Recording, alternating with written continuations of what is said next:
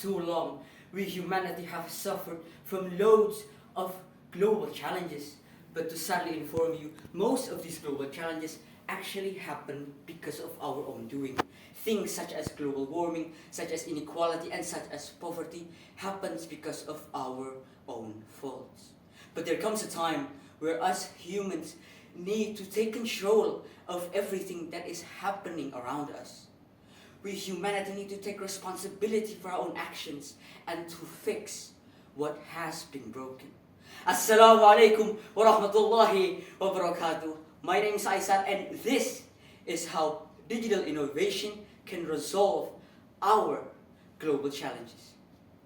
Now today, instead of the usual informative type of speech, I want to share with all of you my own personal experience, my own personal perspective, and my own personal opinion on this particular topic. So let's get started. Now, of course, we all know that one of the many global challenges is poverty. It is actually one of the biggest global challenges in our current modern society. So from my personal story, let me all tell you about a friend of mine. Now, of course, me and my friend were both high school students. So, of course, it's usually our main focus to get good grades, maybe join one or two competitions, or even partake in an organization. But not my friend, no, he's different. Outside of all of this, having the burden of being a student on his shoulders, while having that, he also needs to feed and make a living for his family. Every single day, he comes to school bringing snacks that his mother made or his mother brought to sell to fellow students such as myself, to make a little bit of living for his family. Now, it truly is a sad scene. It is our obligation, of course, to help these individuals. But me, as a financial med student, someone who's not financially unstable, I can't wrap my head around all of this.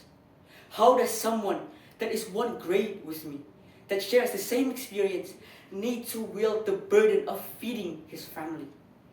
But then I took a look around, I dive deeper, and then I see that it's not just him. Loads of individuals, millions of children suffer from this exact problem. And the root of all of this problem comes from poverty. Truly is a sad scene to even think about. So what can we do to help?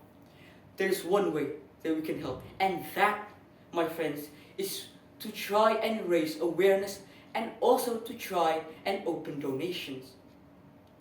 Now when they're in poverty, what do they need? Of course, they need money. They need money to survive, and they also need money to cover their daily expenses. So of course, we as an individual, we're helping, but only helping a little bit. So what we need to do is we need to reach out to other individuals all across the world. We need to get help from all across the world and get help from all of the individuals out there. So how do we do this?